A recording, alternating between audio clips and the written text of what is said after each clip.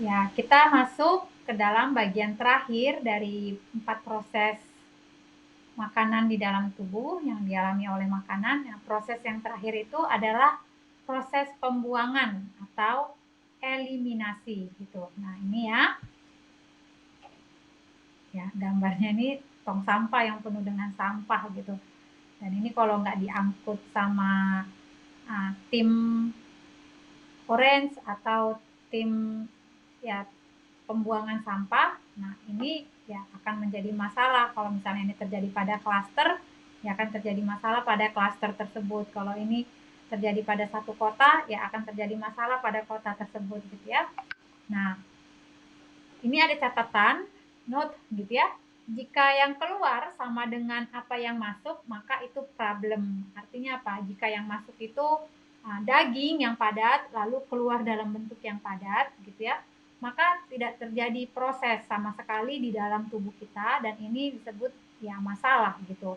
Jadi kalau yang keluar misal gitu ya, telur ceplok gitu, terus yang masuk telur ceplok, terus yang keluar juga telur ceplok, berarti telur itu tidak diolah gitu, tidak mengalami proses di dalam tubuh, dan ini ya masalah gitu, itu problem. Nah, sekarang tubuh itu melakukan proses pembuangan atau proses eliminasi tubuh, sel tubuh gitu, dan itu dilakukan oleh organ-organ, misalnya organ kolon gitu ya, usus besar, lalu nanti oleh ginjal, oleh kulit gitu kan, lalu nanti oleh sistem limpatik gitu. Nah, itu adalah organ-organnya yang akan kita pelajari di modul berikutnya. Tapi di dalam proses pembuangan ini yang perlu kita ketahui adalah sisa proses utilisasi tadi, proses penggunaan tadi, lalu sisa dari produk-produk yang tidak bisa dicerna pada tahap pencernaan tadi, itu kan menghasilkan ampas gitu kan. Lalu lengket di sel-sel gitu kan.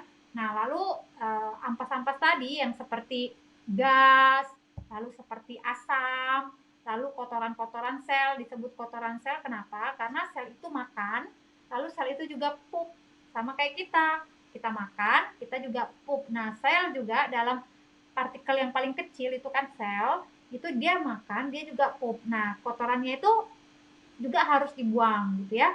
Nah, lalu kotoran sel yang harus dibuang, protein-protein yang tidak bisa dicerna gitu ya, protein asing gitu kan.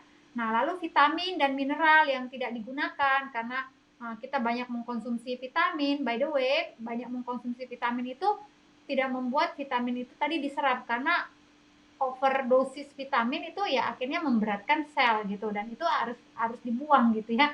Nah, kita sudah salah kaprah, banyak minum vitamin ini, tablet ini, kapsul ini yang berisi yang disebut namanya vitamin, tapi ternyata tidak digunakan, dan ya mineral-mineral dan vitamin yang tidak digunakan itu mau nggak mau juga harus dibuang, dan semua itu harus dibuang dari tubuh gitu ya. Dari sisa proses utilisasi, sisa proses pencernaan yang tidak bisa diserap gitu kan, itu harus dibuang. Nah, dibuang dari tubuh gitu. Nah, jadi yang membuang itu apa? Yang membuangnya itu ya organ usus besar gitu ya, yang disebut kolon gitu. Dan ketika kita memiliki proses eliminasi yang baik gitu ya, nah itu artinya kolon kita itu bergerak 3 kali sehari, atau kita buang air itu baiknya kan setiap hari, lalu frekuensinya dari 1 sampai 3 gitu.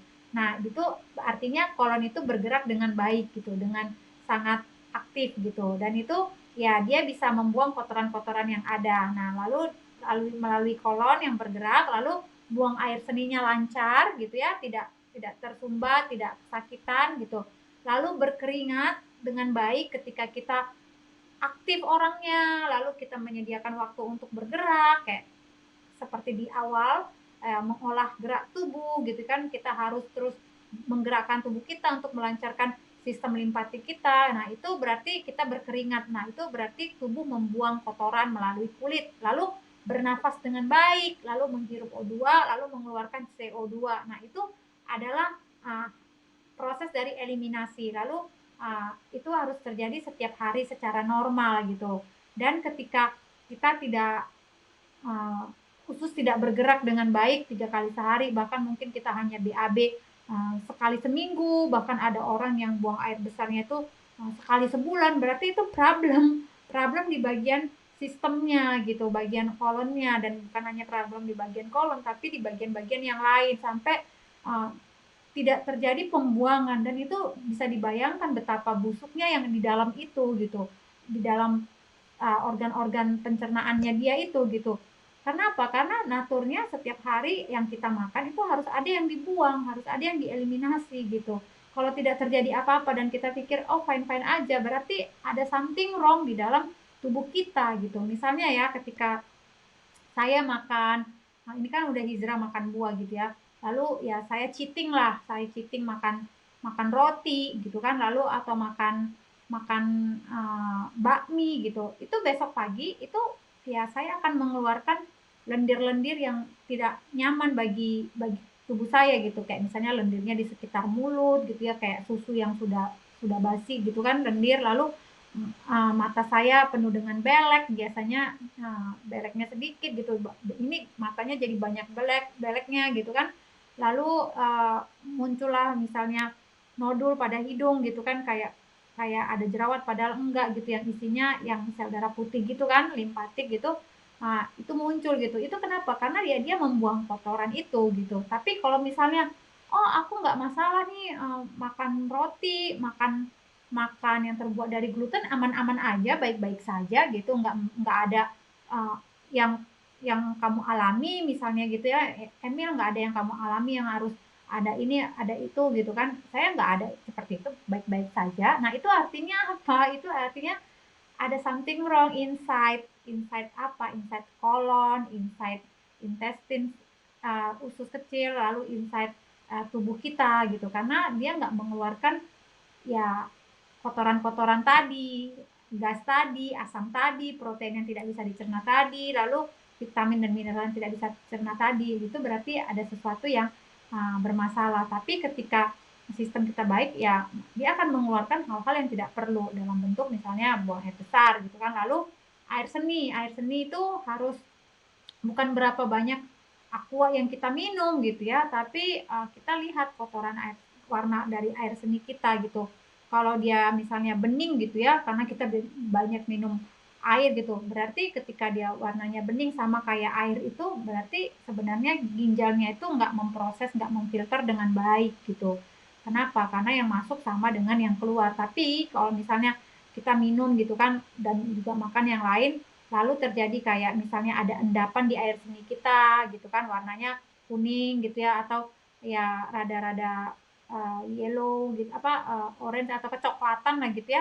Nah ini berarti ginjalnya memfilter dengan baik, dan dari sekarang kita mulai mencek nih apa yang keluar di stool kita, di toilet kita, warnanya seperti apa gitu ya.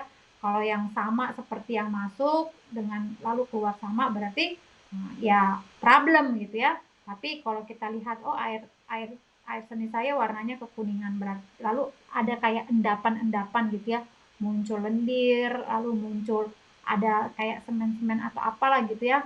Nah itu berarti tubuh kita memfilter dengan baik, ginjal kita memfilter dengan baik. Tapi kalau tidak ada ya berarti ada something wrong. Lalu ya berkeringat, lalu bernafas, nafas kita itu tidak ada aroma-aroma yang nggak kita inginkan, yang membuat orang nggak nyaman gitu ya. Kalau terjadi ada aroma-aroma seperti itu, berarti ada something yang terjadi di dalam tubuh kita yang tidak berproses dengan baik. Nah ini gitu ya, ini bagian pembuangan. Lalu sekarang di slide berikutnya itu, nah ini tahukah Anda, ini ada slide pembuangan. Nah, tubuh kita itu selalu berproses untuk membuang dengan cara-cara yang